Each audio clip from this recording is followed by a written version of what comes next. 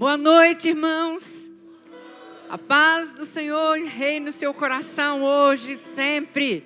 É uma alegria muito grande estar aqui de novo, encontrar os irmãos. Nós estive aqui no congresso de mulheres, né? O encontro de mulheres foi uma grande bênção. E é com muito prazer, com muita honra que eu volto aqui hoje para trazer uma palavra que o Senhor colocou em meu coração, né, para esse congresso. Eu quero apresentar meu esposo, o pastor Bill. Ele está comigo hoje, ele me acompanha e louvo a Deus, né, pela vida dele, pelo nosso ministério, por a gente estar junto fazendo a obra de Deus. Para quem não me conhece e não estava aqui, eu sou pastora Graça da Oficina da Família. Temos um ministério com família há muitos anos, 27 anos, vamos fazer 28 aninhos de ministério com família, com casais. E temos a Oficina da Família aqui. Somos membros e pastores auxiliares na Igreja Batista Semear, ali, juntamente com o pastor Alain.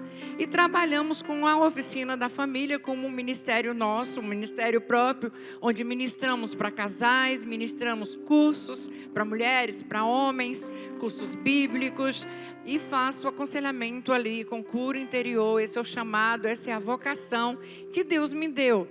E estamos juntos ali, o meu marido também trabalhando dos homens, com curso para homens, edificando a vida dos homens, solteiros, casados. É a Oficina da Família, como uma ferramenta de Deus, aberto ao reino, a todas as igrejas, a todos os povos, aonde o Senhor mandar e aonde o Senhor quiser. Então estamos aqui hoje porque o Senhor mandou vir aqui. Estamos aqui hoje para glorificar o nome do Senhor juntamente com vocês. Bom, o tema da conferência, né, é uma conferência de família. E alguém lembra aí qual é o tema da conferência?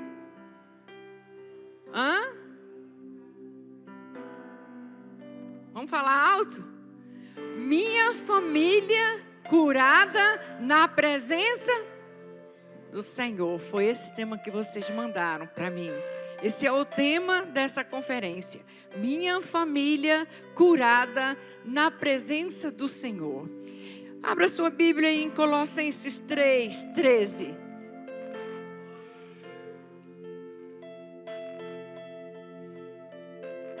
Aleluia. Santo é teu nome, Senhor. Todos acharam? Desculpe.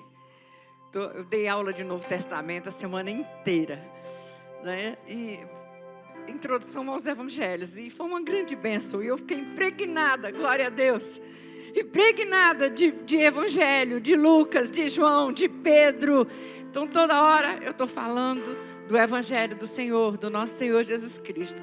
Então Colossenses 3:13, vamos ler, gente? Diz assim a palavra: suportem-se uns aos outros. Vamos ficar de pé em reverência? Alguém ali levantou? E eu gosto disso também.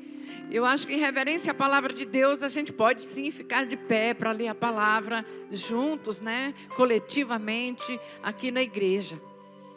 Então suportem-se uns aos outros e perdoem as queixas que tiverem uns contra os outros. Perdoem como o Senhor lhes perdoou. Pai, nós precisamos hoje que o Teu Espírito Santo quebrante os nossos corações. Pai, nós precisamos hoje experimentar algo novo na nossa vida familiar. Nós precisamos hoje experimentar transformações em nossa vida individualmente. Pai, hoje nós precisamos da unção do Teu Espírito. Nós precisamos fazer diferença. Oh, Senhor, dentro da nossa casa, fora da nossa casa, em qualquer lugar onde nós estivermos. Pai, essa palavra que eu trago hoje, ela não é minha, ela é sua. Kirabaxê, cantalamarachai. A palavra é tua. A palavra é tua, Jesus. E ela não voltará vazia, porque ela cumprirá, Senhor, aquilo que te apraz. Então toma esse culto, é todo teu, é para ti.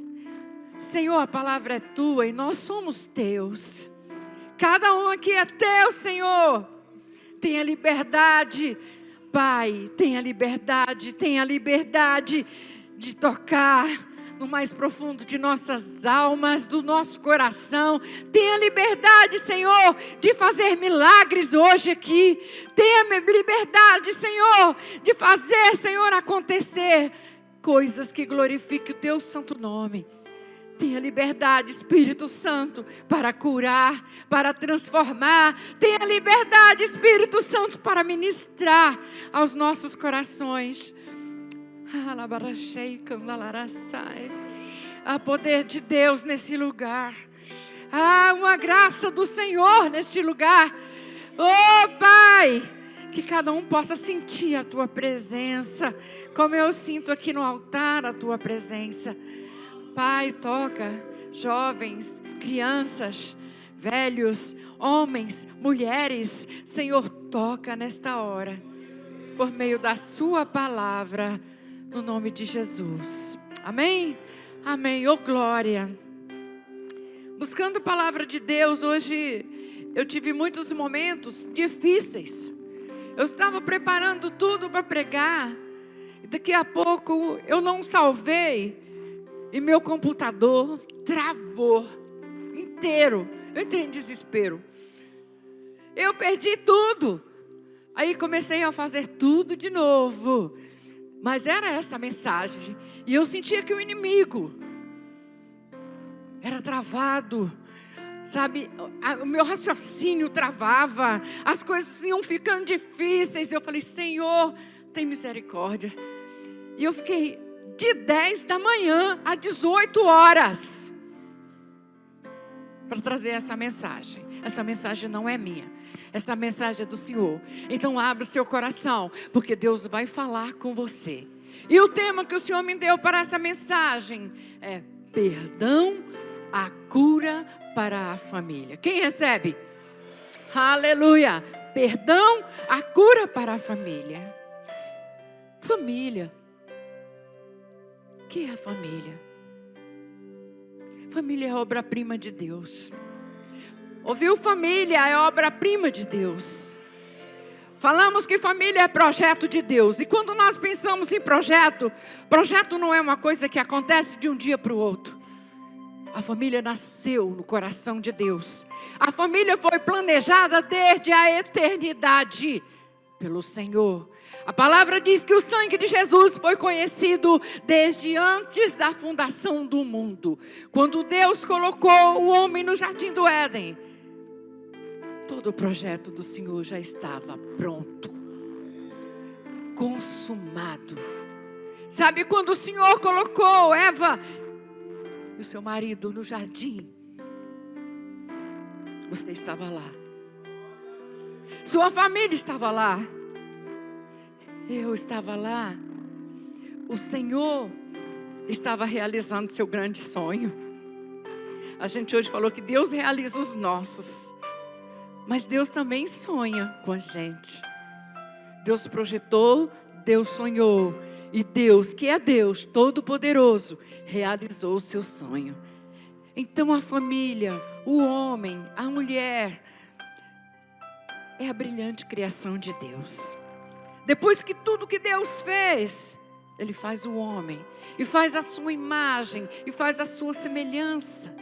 E Deus diz ao homem: se una a sua mulher, se torne um só, seja uma só carne. Se una a sua mulher e multiplique, e povoe, e enchei a terra. Sabe, eu viajo muito. Na última vez que eu estive com as mulheres, eu falei, quando eu leio Gênesis, eu fico desesperada. Porque eu entro num processo de, Senhor, eu quero ver mais além da letra, mais além da letra. E Deus me faz viajar em muitas coisas lindas que aconteceu lá no jardim. Quando eu estive aqui, eu falei de 3 jardins. Deus fez o jardim do Éden, colocou o homem à sua imagem e semelhança. Deus amava o homem, Deus se relacionava com o homem. O homem era feliz com Deus. Mas aí, como nós sabemos, o pecado entra na raça humana. O homem e a mulher pecam. E a gente lê isso com muita naturalidade. E Adão pecou, e Eva deu-lhe do fruto, e ele comeu. E aí ambos se esconderam de Deus, porque sentiram vergonha, sentiram medo, porque estava nu. A gente lê isso como se isso fosse uma coisa tão muito simples. Mas você pode imaginar o tanto que Deus sentiu, o tanto que Deus sofreu com o pecado do homem? Porque Deus colocou o homem ali porque o amava. Então olha, homem, mulher, vocês são feitos à imagem, semelhança do Senhor. Nenhum de nós aqui é robô.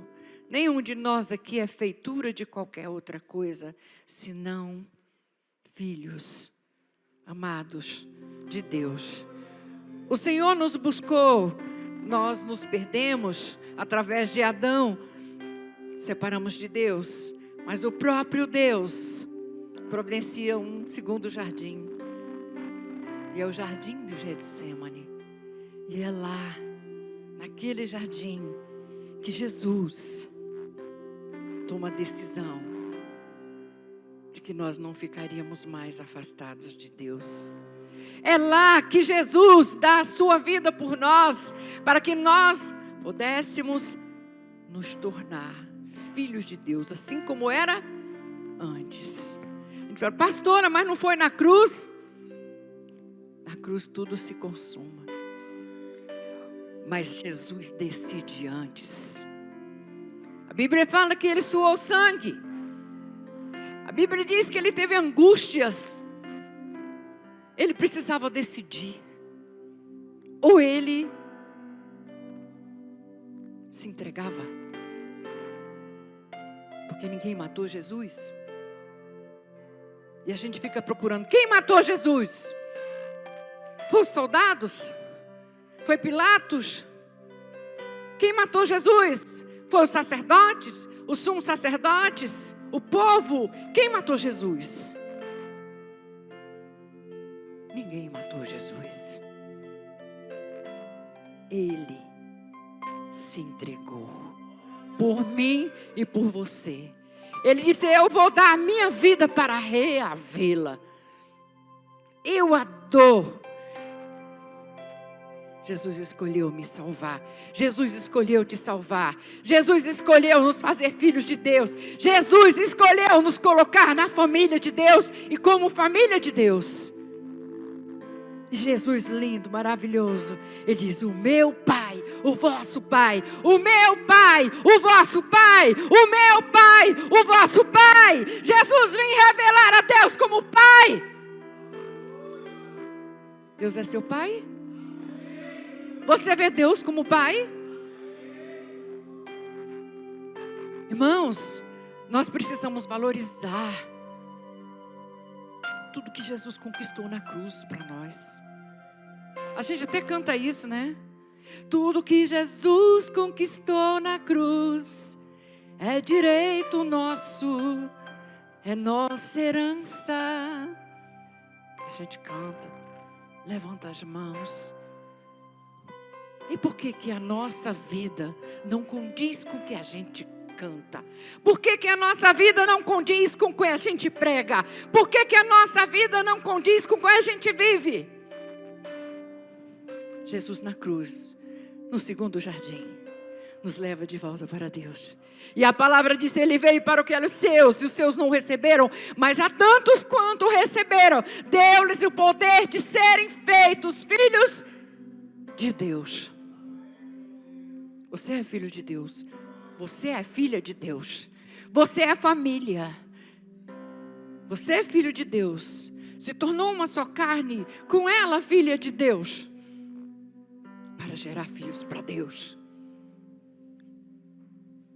Família. Família, a brilhante criação do Senhor. Família, o ideal do Senhor. Família, a pérola que Deus dá ao homem. Família, não existe joia maior. Família, não existe presente maior. Família, não existe patrimônio maior. O que você tem feito da sua? Você tem valorizado a sua sim? Não existe bênção maior que uma família restaurada. Onde o marido chega em casa, encontra sua esposa, encontra os seus filhos felizes, esperando a chegada dele com alegria. Ah, quantos lares, pastor, não tem isso?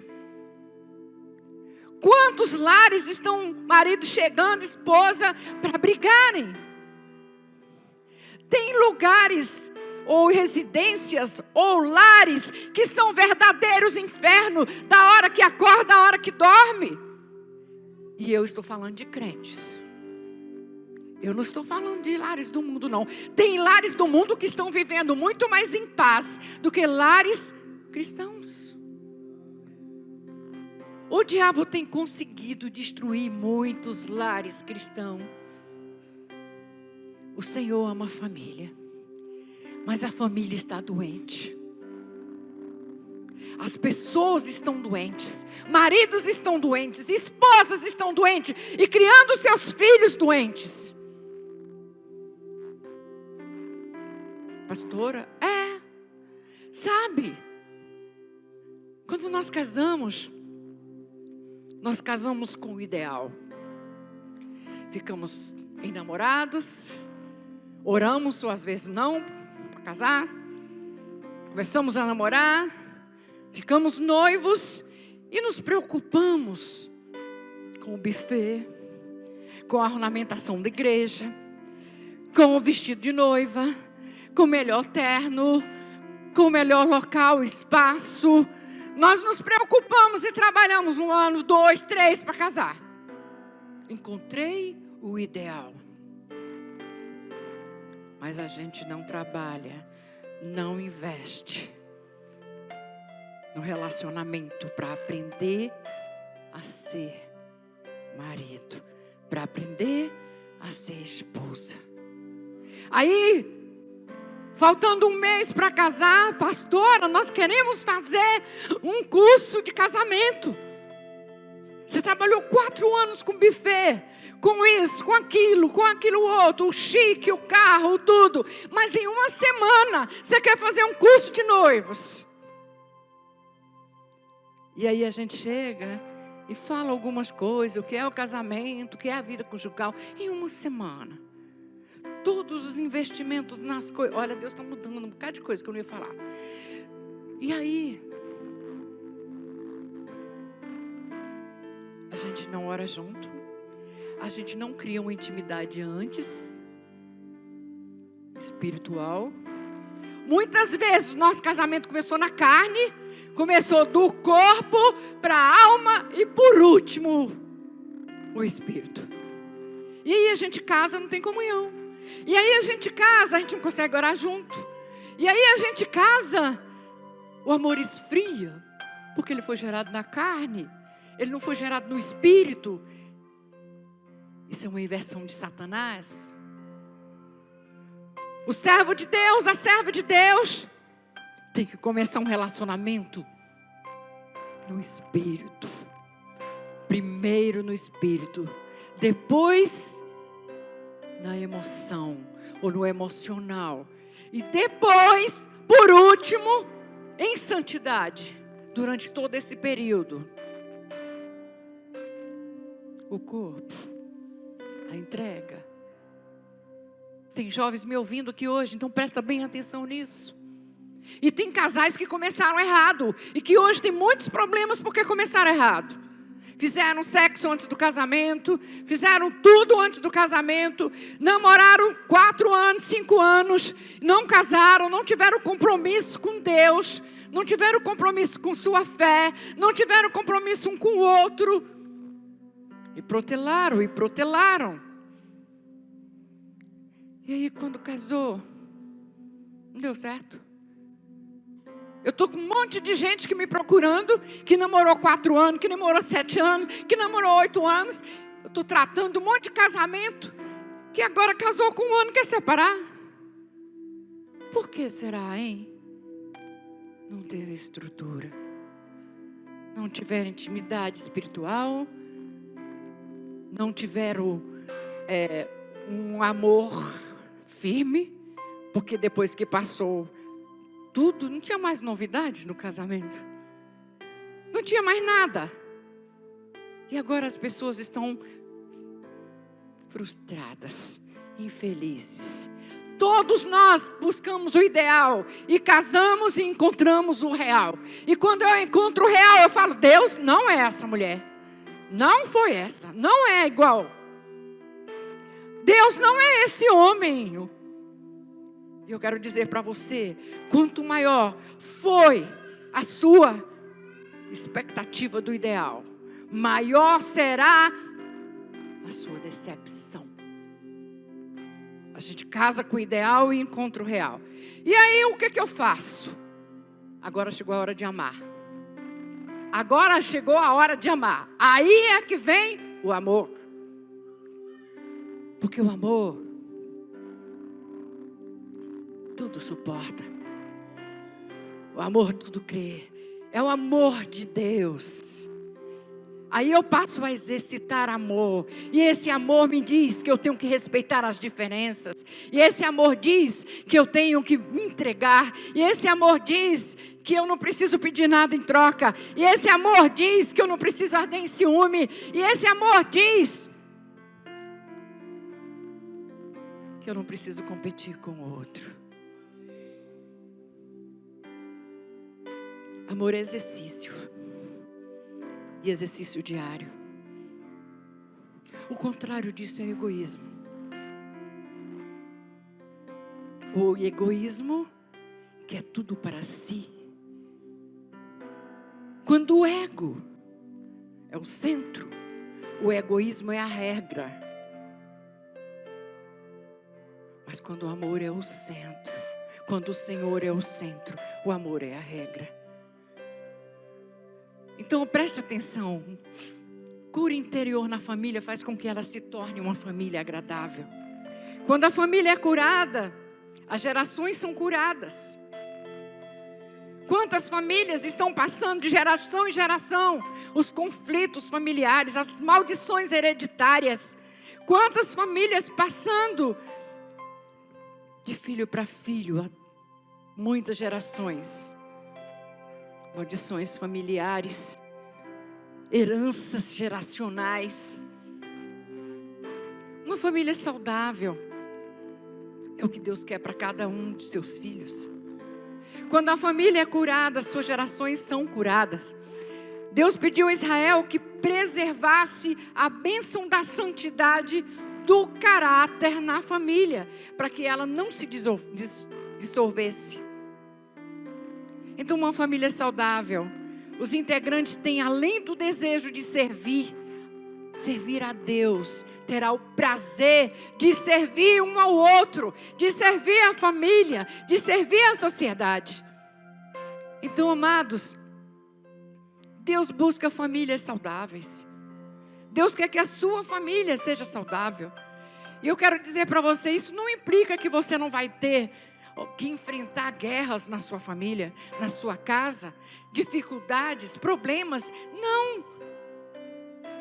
Mas nós precisamos entender que as famílias encontrarão guerras e farão guerras para combater. Muitas vezes o maligno, porque nem tudo é o maligno, tá bom? A gente briga um com o outro, fala: hoje Satanás, foi Satanás nada, foi você mesmo. A gente atribui tudo a Satanás. Mas a gente nunca atribui que a gente falou uma palavra errada, que a gente foi mal educado com o outro, que a gente não foi gentil com o outro, que a gente falou palavra de maldição do outro, que a gente... Olha, a gente faz tanta coisa e a gente atribui ao diabo, que é o diabo. Foi o diabo. Ora aí, irmã, porque o diabo atacou aqui hoje, eu e meu marido quebramos o maior pau. Será mesmo, irmãos? É o diabo ou é você? Com a sua insensibilidade. Será que é o diabo ou é você? Com o seu egoísmo. Será que é o diabo ou você com a sua insubmissão? Será que é o diabo ou você com a sua fé abatida? Será que é o diabo ou você que não está buscando Deus? e ocupando a posição que Ele mandou você ocupar na sua casa. Se é mulher, esposa. Se é marido, marido. Se é filho, filho. A raiz de iniquidade tenta manter famílias doentes, famílias enfermas em todos os aspectos. Existem famílias enfermas emocionalmente, famílias enfermas fisicamente, famílias enfermas espiritualmente. E aí, o que Deus pensa acerca disso? Eu penso que Deus, Ele olha para nós, para o homem, para a mulher, para o casal, para os filhos. E Deus pensa que a gente não importa em conhecê-lo e trazê-lo para a nossa casa. Hoje de manhã eu estava orando. E eu estava falando isso com Deus. Você sai para trabalhar, não ora. Você corre o dia todo, não ora. Aí a gente levanta e a gente fala, hoje eu vou orar, vou gastar um tempo com o Senhor de manhã, antes de mexer com a casa. E aí você olha para a casa e tem a louça para lavar, tem que forrar a cama, aí tem que botar a roupa no tanque. Tem isso, falando para as mulheres. E os homens levantam em cima da hora, pega suas coisas, vai trabalhar. Não busca Ele, não chama Ele para a família, não chama Ele para dentro de casa. Homens que são sacerdotes, que são cabeças, não abençoa seus filhos, sua esposa quando sai para trabalhar, deixa tudo descoberto. Olha, marido, você tem autoridade e você é ministro dentro da sua casa, você é sacerdote dentro da sua casa, e você precisa pôr a mão sobre os seus filhos, sobre a sua esposa, todas as manhãs quando sair, e abençoar a vida delas. E aí a gente fica enrolando, né? Quando você vê a hora já passou, você fica triste, frustrado. Senhor, eu fiz projeto de orar e não orei. Sabe, o que importa, gente, é conhecer o que Deus pensa.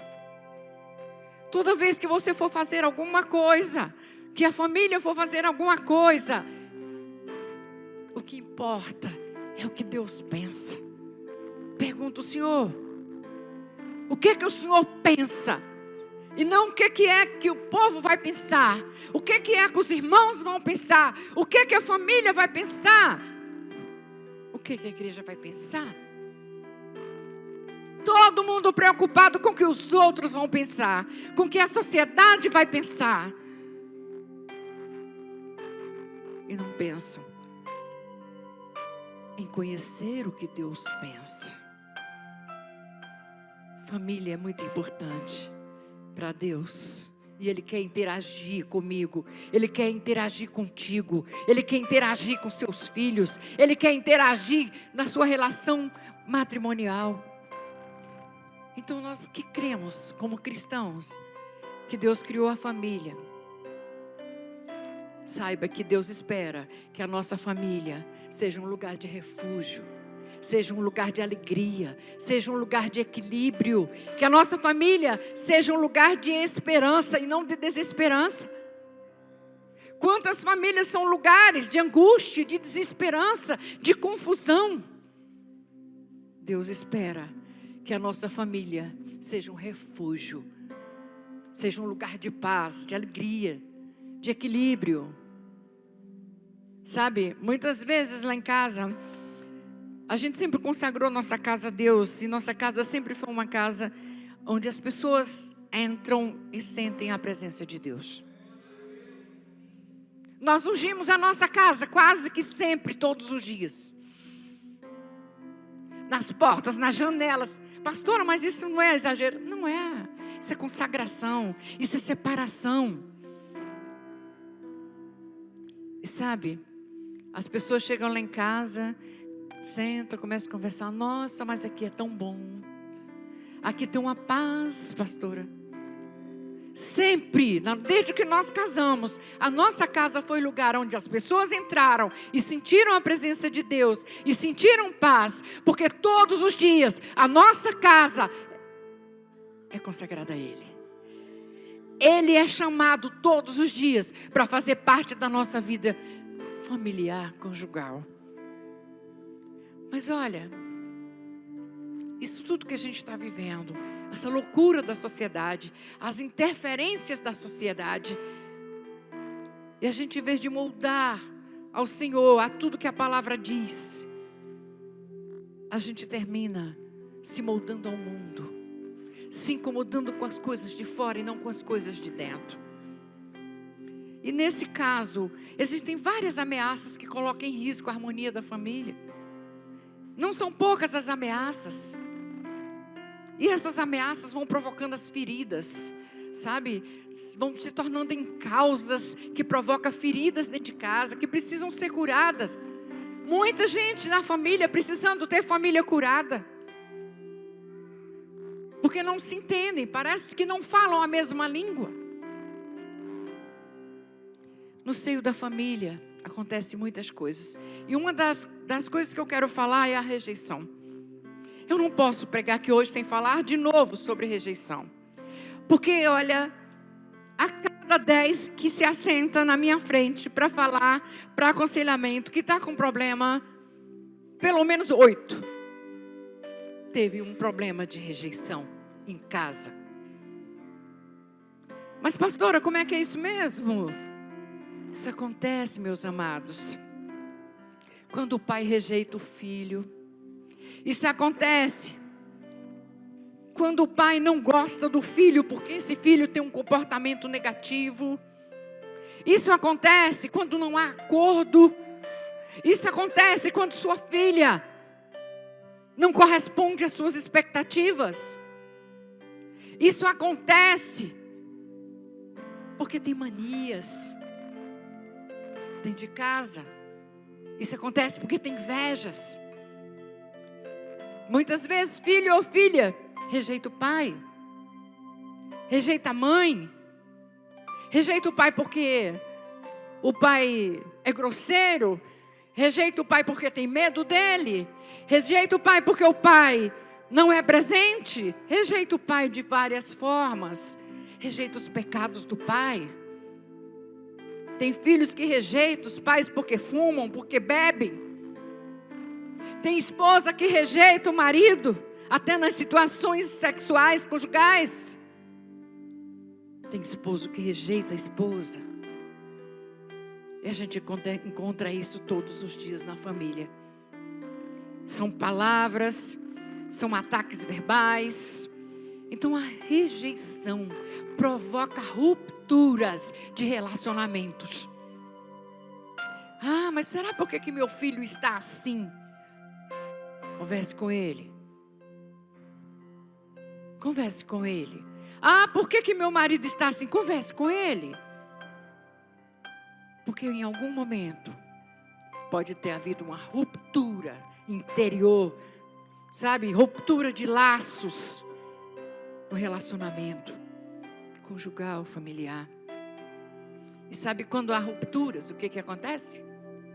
Mágoas. Quanta gente cheia de mágoa. Essas rupturas vão se manifestando em mágoas, vão se manifestando no fechamento, no individualismo. Me permita, meu marido, contar uma experiência. Quando a gente casou, aí nós ficamos uns 7 anos sem filhos. Aí nós tivemos a nossa filha, nós só temos uma filha. Está hoje com 22 anos. Nós vamos fazer 29 de casados. E eu vou contar uma coisa mínima. E Bill, ele me ajudava muito em casa. Eu tive neném e ele era companheiro, ajudava, dava banho, ajudava a fazer um monte de coisa. E ele trabalhava pesado, trabalhava de turno. E sempre ele me ajudando. Um dia, eu só vim saber isso 12 anos depois. Eu pedi Bill para lavar o banheiro para mim. E ele lavou o banheiro para mim. E eu só vim saber 12 anos depois. Porque aquela foi a última vez que ele lavou. E 12 anos mais ele não lavou nunca mais. E Aí eu briguei, e eu reclamei, e eu, vixe, quanta coisa falei com ele, porque ele não queria me ajudar mais. Um dia, já trabalhando com cura interior, a gente sentou para tomar um café, e nós começamos a conversar, e Bill virou para mim e falou assim: preciso falar uma coisa para você. Você sabe por que eu nunca mais te ajudei? Eu falei, não. Ele falou, tal dia, naquela época, eu lavei o banheiro para você. Eu dei tudo de mim naquele banheiro. Terminei de lavar o banheiro. Quando eu estava saindo do banheiro, você chegou. E você olhou o banheiro e disse, você já lavou o banheiro? E ele respondeu, sim, já lavei o banheiro. E eu respondi para ele, você lavou o banheiro igual a sua cara. 12 anos ele guardou isso e nunca mais ele me ajudou. Ei, está ouvindo isso aí? Mulheres, está ouvindo isso aí? Eu nunca soube que eu tinha machucado meu marido desse ponto. Que eu havia ofendido ele tanto. E depois disso nós consertamos. Eu consertei com ele, lhe pedindo perdão. Por que você está contando isso? Eu estou contando exatamente aqui, ó. Porque muitas coisas, rejeições, provocam rupturas interiores, profundas do laço do relacionamento conjugal e humano. E vai se manifestar de várias formas. De mágoas, fechamentos, individualismo. Bill se fechou. Ele nunca contou para mim. Ele simplesmente não ajudava mais, se fechou. Então, o pior é que quando a pessoa acaba se sentindo rejeitada, que é no caso que eu estou falando aqui, por todos, ela também começa a se sentir rejeitada por Deus. Uma pessoa que tem um sentimento de rejeição, uma raiz de rejeição, vai se sentir o tempo todo, se não for curado, rejeitado pelas pessoas, rejeitado nas situações. São pessoas que se tornarão inseguras nos relacionamentos. São pessoas que se sentirão sempre inferiores aos outros. E qualquer palavra do cônjuge, ou qualquer palavra do filho, ou da filha, se sentem ofendidos e rejeitados. Por quê? Porque é uma mágoa desse tamanho. Há um rombo na alma. Há uma ferida lá dentro, que pulsa, de dia e de noite. E qualquer coisa, ó, aciona o gatilho. A segunda coisa que eu quero falar, ou causa, é a desavença. Você pode observar como a raiz de todas as brigas na família é porque nós damos lugar, não é o diabo não, é as desavenças mesmo, as discussões, as agressões, as brigas, a falta do ouvir e o exagero no falar. São discussões enormes e as pessoas nunca acabam. E vai se estendendo, e vai se estendendo, e acabam se agredindo com palavras, às vezes até com socos e tapas. Tem crente se batendo. Tem de outro dia uma crente que bateu, que agrediu, que partiu para cima. O marido havia traído. Justifica? Isso é outra conversa. O que mais acontece é a agressão moral dentro de casa. São as palavras que destroem, são palavras de acusação, são palavras de constrangimento, são palavras de exposição. Sabe quando nós expomos um ao outro, família? O sentimento que é gerado em nós é raiva, ira e vergonha. Então cuidado para não expor seus filhos. Mas como que é isso, pastora? Seus filhos são pessoas. Seus filhos são pessoas. Às vezes a gente olha para a criança e diz, é uma criança. Uma criança é uma pessoa. Sabe, nós marcamos os nossos filhos por olhar para eles e não vê-los como pessoas, que têm sentimentos, que pensam. Muita gente adulta hoje, foi machucado na infância, quando era criança. Muita gente, não é pouca não, por causa das atitudes dos pais, por causa da exposição. Então, a segunda coisa que eu estou falando, desavença.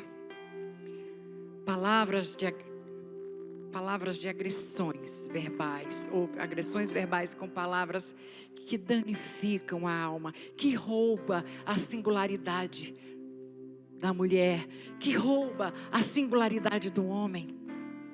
Ah, você nunca. Ah, você sempre. A gente pede muita chance a Deus, mas a gente nunca dá chance ao outro. Nós queremos chance, oportunidade, me dá outra oportunidade. Deus nos dá a todo instante, mas nós não queremos dar ao outro. São pais que ainda agridem seus filhos, que batem, que briga, que belisca, que ofende. Filhos. Ontem mesmo mudou uma pessoa para perto da minha casa, e aquela mãe tem 2 crianças, uma de 3 e uma de 5. Eu escuto os gritos dela diariamente. Ela grita e xinga as crianças, mas xinga tanto que essa semana de madrugada, 1h da manhã, ela brigou com o marido. E aí, descontou no menininho. E o menininho gritou para a vizinhança ouvir: você me bate porque você bebe. Aquele menino de 5 anos já tem a sua identidade, já tem a sua singularidade danificada. Trabalhei uma moça essa semana, que a mãe dela era a professora dela. Essa moça, ela chegou para mim dizendo: eu não consigo passar em nada. Eu estudo, quero fazer concurso, não consigo passar, vou para a prova, não passo. Não acredito em mim, não acredito.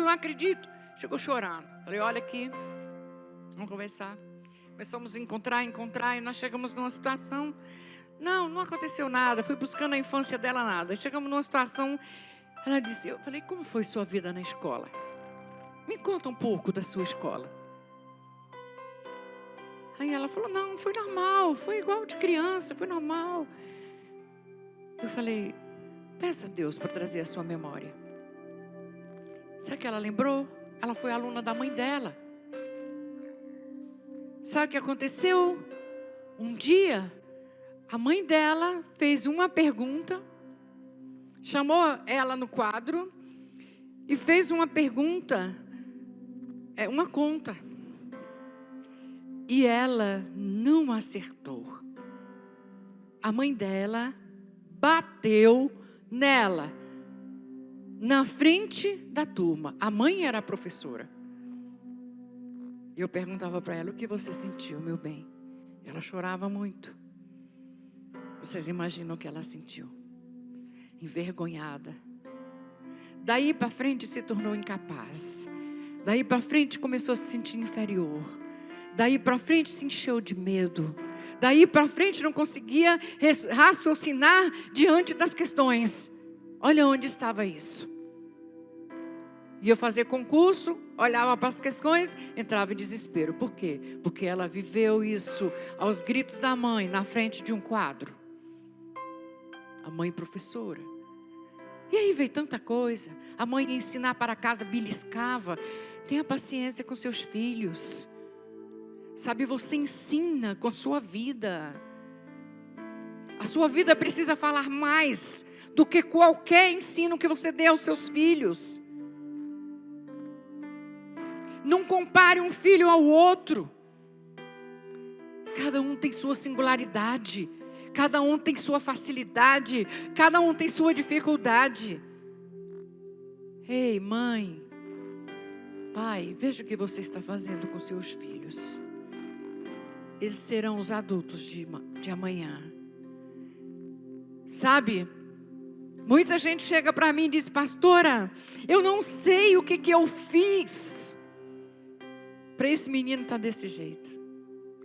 O menino cresceu, virou adolescente e se tornou rebelde. Pastor, eu fiz tudo por esse menino. E eu falo: fez mesmo? Fez mesmo, pai? Fez mesmo, mãe? Ou você fez tudo por você mesmo? Que a gente às vezes faz por nós mesmos. Nós queremos que eles realizem nossos sonhos. Nós queremos que eles tenham a profissão que nós temos. Nós queremos impor isso. Nós queremos que eles estudem aquilo que nós não estudamos. Nós queremos que eles escolham a profissão, a faculdade que a gente não conseguiu fazer. A gente faz tanta coisa como pais. E a gente não sabe que marcas deixamos. Então a gente vai encontrar filhos que perderam totalmente o respeito pelos seus pais. Esposos que agridem suas esposas e as humilham muito na frente dos filhos. Tudo gera sentimento de ódio. Tudo gera sentimento de vergonha. Tudo gera sentimento de vingança, de revolta, de indignação, de perda do sentido até da própria vida. Trabalha um menino que a mãe dele é totalmente deprimida, já tentou suicídio várias vezes. E ele me chama, ele diz: pastora, se minha mãe morrer eu vou fugir. Pastora, se minha mãe morrer, quem é que vai cuidar de nós? Pastora, e aquela mãe doente, ela não consegue ver o que ela está fazendo na vida dos filhos. E aquele pai omisso, ausente, não consegue dar um suporte para que aquela criança pelo menos pensar que se a mãe dele morrer, a mãe dela morrer, ele tem um pai. Família. É lá que tudo gera. Os sentimentos de ódio, os sentimentos de vingança, as revoltas. Família. É lá que gera amor. Família é lá que gera compreensão. Família é lá que se gera respeito. Família é lá que se ensina de Deus. Família é lá onde Deus quer estar. Mas como Deus pode estar na nossa família, né? Se a gente não tem Ele nem na nossa vida muitas vezes. Estava pregando lá em Guanambi para os casais. E quando eu fiz uma afirmação, Deus falou. Falei: chame Deus para ser o centro da sua família. Imediatamente Deus falou assim comigo: não serei diga a eles que não serei o centro da família deles se não for o centro da vida deles, do esposo e da esposa. É muito fácil eu viver pecando, eu viver brigando, eu viver não amando um ao outro e chamar Deus e pedir Deus a bênção. Bênção sobre quem? Bênção sobre o quê? Porque a bênção é sobre nós. Mas se nós não estamos debaixo da bênção, se nós não estamos tendo o Senhor como centro da nossa vida. Efésios capítulo 3, 31, 32 diz: toda amargura e ira e cólera e gritaria e blasfêmia e toda malícia sejam tiradas dentre vós. Antes sede uns para com os outros benignos, misericordiosos, perdoando-vos uns aos outros, como também Deus vos perdoou em Cristo. Ainda tem uma causa, uma ameaça que eu quero falar, é a indiferença. Em muitas famílias não acontece a rejeição, nem qualquer tipo de agressão, mas as pessoas deixaram de ser carinhosas. Deixaram de ser atenciosos uns com os outros. As situações do trabalho, a correria do dia a dia, levam pessoas a ter atitudes de indiferença. Trabalhei em uma família que fez curso comigo, mulher única, e ele fez o meu máximo com o Bill. conversando um dia, numa aula que estávamos dando, uma esposa falou assim comigo: o meu marido, eu faço tudo o dia inteiro, eu sou do lar, preparo tudo para a chegada dele. Quando ele chega, eu levo as meninas para o quarto, para que ele não seja incomodado, porque é assim que ele quer. Tem muito pai fazendo isso. Você passa o dia inteiro longe de seus filhos, sem contato, sem afago, sem carinho, sem perguntar como é que você foi hoje na escola, sem perguntar como é que foi seu dia hoje, meu filho, brincou de quê, brincou com quem, venha cá contar para o papai. Aí você chega em casa, você liga a televisão, deita, vai ver o Jornal Nacional, e seus filhos estão: pai, ô pai, pai, e você está: sai para lá, você não está vendo que eu estou assistindo o jornal? Entende? E agora o WhatsApp? E agora as redes sociais? Pai, mãe, um do lado, um do outro, tudo zapeando. E os filhos carentes de atenção, de colo. Olha, a nossa filha tem 22 anos, nós abraçamos e beijamos ela muito até hoje. Muito. Lá nós somos beijoqueiros. Ela chega do trabalho ela vai direto onde que eu estou, com os braços estendidos assim, ó. Mames, mames, mames. 22 anos. Eu abraço minha filha: como é que foi seu dia? Mãe, estou cansada. Mãe, trabalhei demais. Sabe isso? A gente constrói. Sabe, gente, às vezes a gente fica indignado com a filha ou um filho que pegou o pai e colocou lá no asilo, não é verdade? Mas você sabe quem esse pai foi para esse filho, para essa criança no passado? Pais ruins, mães ruins, mãe que belisca. Essa menina tem que ser tratada, que eu estou tratando ela. Porque o que ela tem da mãe? Uma mãe que belisca, uma mãe que maltratou, uma mãe que expôs, uma mãe egoísta, uma mãe que só pensou nela, uma mãe que saiu para trabalhar o dia inteiro, largou o filho, quando podia ficar em casa, mas quer viver no padrão da sociedade, quer viver no padrão do mundo.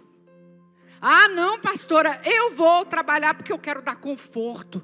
Já parou para pensar que o seu amor, a sua presença, para eles é muito mais importante do que conforto? Já parou para pensar que se você estiver em casa, você vai acompanhar seu filho, sua filha? Já parou para pensar que você vai ensinar o para casa com ele, sem gritar, sem estar apressado porque tem outro serviço para fazer? Já parou para pensar no futuro do seu filho? Já parou para pensar que seu filho pode ser abusado sexualmente quando você está lá para ganhar um salário mínimo, ainda pagar alguém para olhar e abusar do seu filho? Maridos, sustente suas casas. Investe na sua família, para que suas esposas não precisam sair e deixar seus filhos.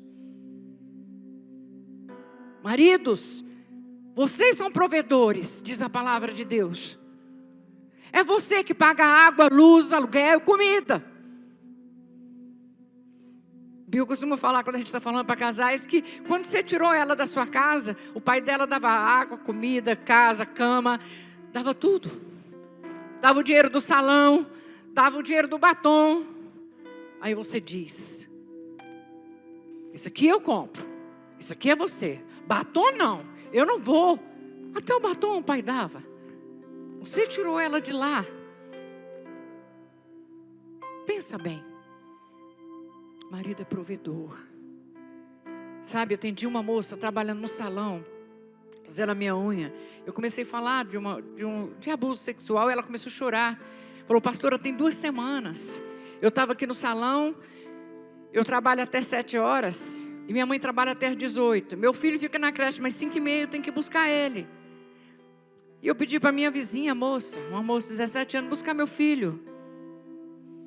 E eu cheguei lá, Fui dar banho nele. Eu sempre dizia, não precisa dar banho, não precisa dar comida, só fica até onde nós chegar. Aí ela disse, chegou lá, foi dar banho no neném. Quando ela foi lavar o piu-piu do neném, o neném começou a gritar, não mamãe, não mamãe, não mamãe. O que foi, meu filho? Por que está machucado? Foi ver, aquela moça havia abusado, um menino de 3 anos. E onde que estava ela? Fazendo unha. Sentado o dia inteiro, deixando seu filho de 3 anos o dia inteiro numa creche. O que vale mais? Pensa, família. E aí a gente briga, e a gente não está vendo tudo que nós estamos deixando de fazer como família. Tudo isso atrai crise. E a maioria dos casais estão em crise. É crise emocional, é crise na área sexual, é crise financeira, é crise. E o que é a crise, pastora? Alteração no desenvolvimento normal das coisas. Desequilíbrio, instabilidade, insegurança, incerteza, colapso total. Tem família vivendo colapso total em várias áreas. Decadência de crescimento, parou, estacionou, nem Deus cresce mais. Conflitos, tensão, perturbação, transtorno, confusão, disputa, contenda. Isso é crise. Se tem isso na sua casa, sua família está em crise, você precisa buscar o Senhor. A crise também traz desequilíbrio emocional ou nervoso, traz ataque, acesso. Quanta gente cheia de histeria porque está em crise.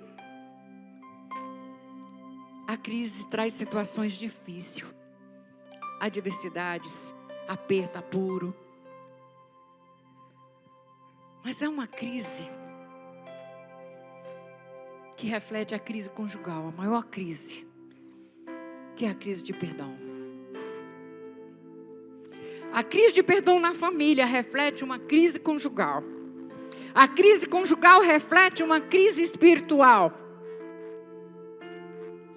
Os nossos relacionamentos horizontais dependem do nosso relacionamento vertical com Deus. Se a minha vida não está bem com Deus, se o meu relacionamento não está bem aqui, nunca vai estar bem aqui. Então busca Deus. Pai, mãe, esposa, marido, estamos no começo do ano ainda. Decida buscar o Senhor. Decida ser servo. Decida ser instrumento de Deus para abençoar a sua casa. Por que o perdão é importante? Porque uma família não pode subsistir sem perdão. O perdão é a possibilidade de convivência. Quando os casais querem separar, é porque já estão tão magoados e nunca perdoaram um ao outro. As mágoas vão tomando conta. E o perdão é o indicador da nossa compreensão do amor de Deus. Todos nós experimentamos ofensas. Nós temos amigos que nos traem, nós temos um filho ingrato, nós temos a parcialidade dos pais, a palavra áspera, como eu disse aqui, a acusação falsa. Nós temos uma data pessoal esquecida, a indiferença para com o outro. Tudo isso traz crises. Tudo isso nos mostra que nós precisamos nos alinhar ao Senhor. Por mais grave que possa ser os pecados do outro, ou do membro da família, qualquer pecado que um venha a cometer, perdão continua sendo uma necessidade.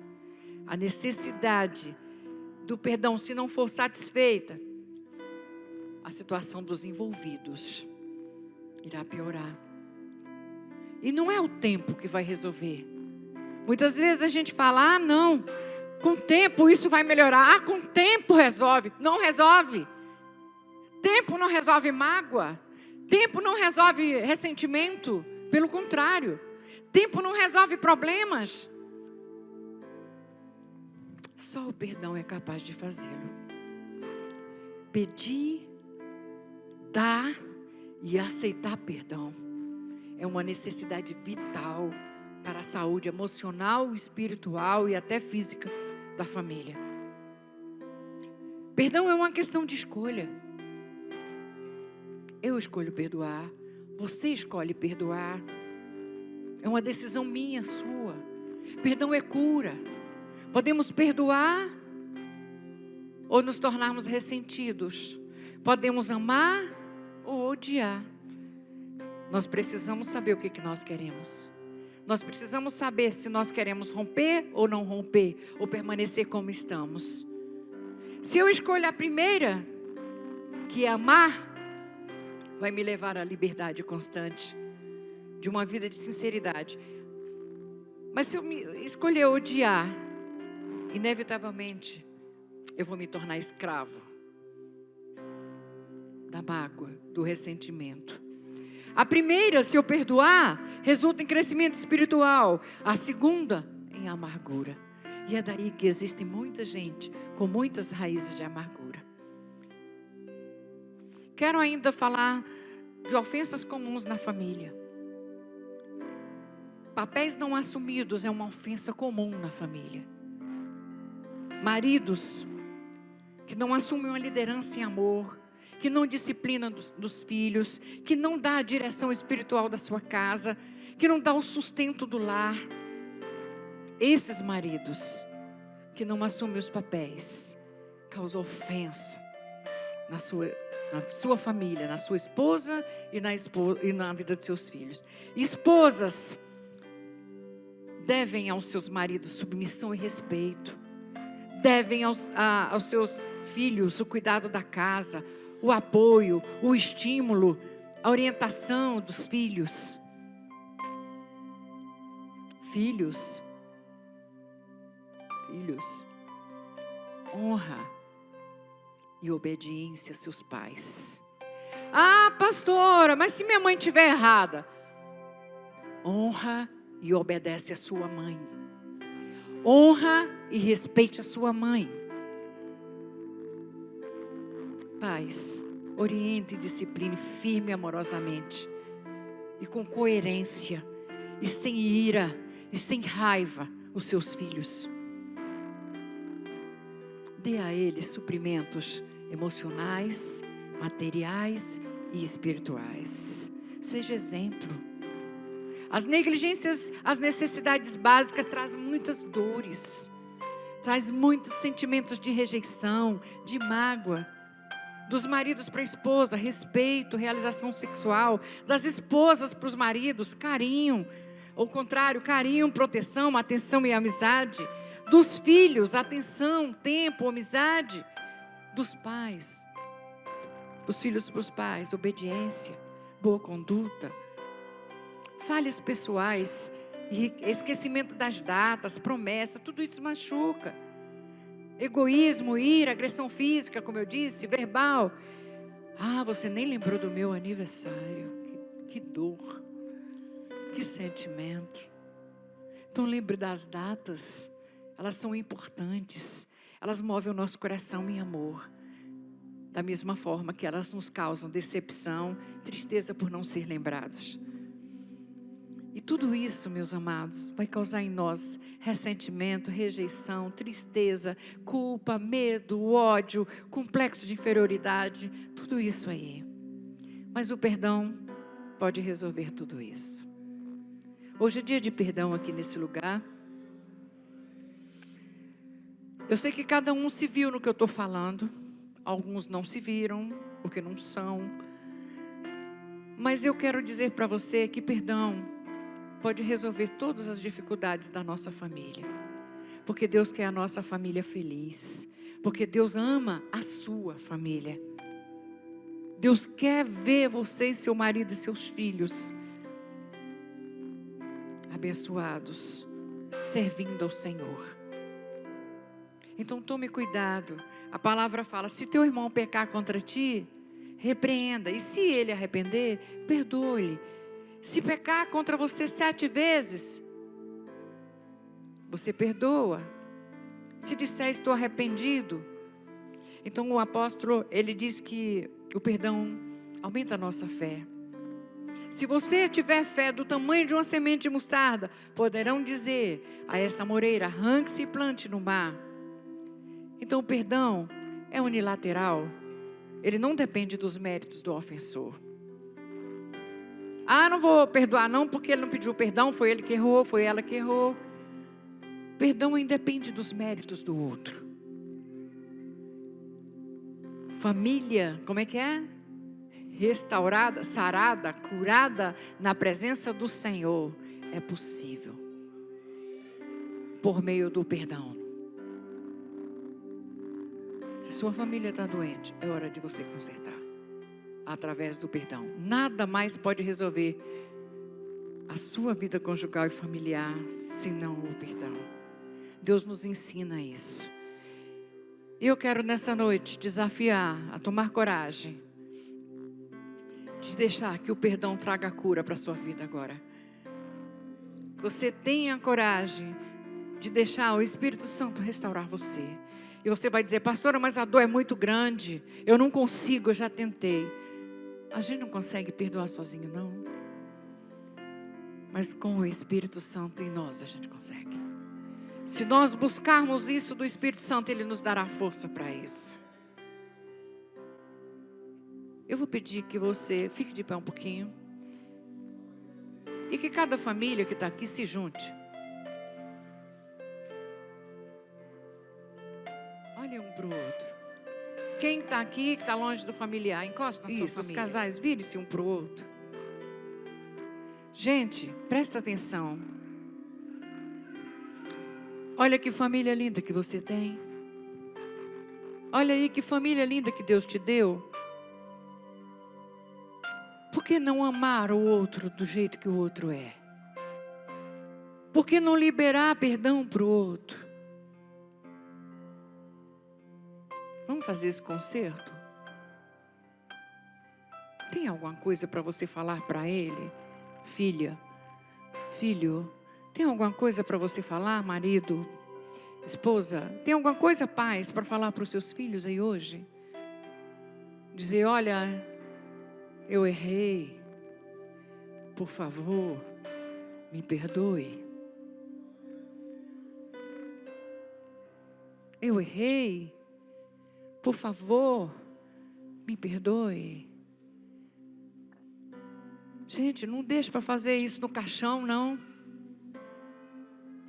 Estava um dia num velório e um moço chorava, alisava a cara do pai, chorava, e alisava a cara do pai. Eu fiquei olhando para ele assim, o Espírito Santo falou assim para mim, sabe, os beijos que ele está dando no pai, são os beijos que ele não deu quando ele era vivo. Ele não chora de sentimento, ele está chorando de remorso. Quanta gente faz isso, chora no caixão de remorso, porque não perdoou, porque não amou, porque não beijou mais. Olha essa tragédia que aconteceu lá em Brumadinho. Quantas pessoas perderam seus entes queridos, e a gente acha que não vai acontecer com a gente. A gente acha que é servo de Deus e não pode acontecer com a gente também. E a gente deixa de amar. E quantas pessoas choraram seus entes queridos, e estão chorando até hoje, que nem sequer encontraram os corpos para poder velar e enterrar. Nós precisamos amar. Se nós não conseguimos amar dentro da nossa casa um ao outro, como que a gente pode dizer que ama alguém lá fora? Se aqueles que são nossos pais, são nossos esposos, esposas, a gente não consegue amar e respeitar.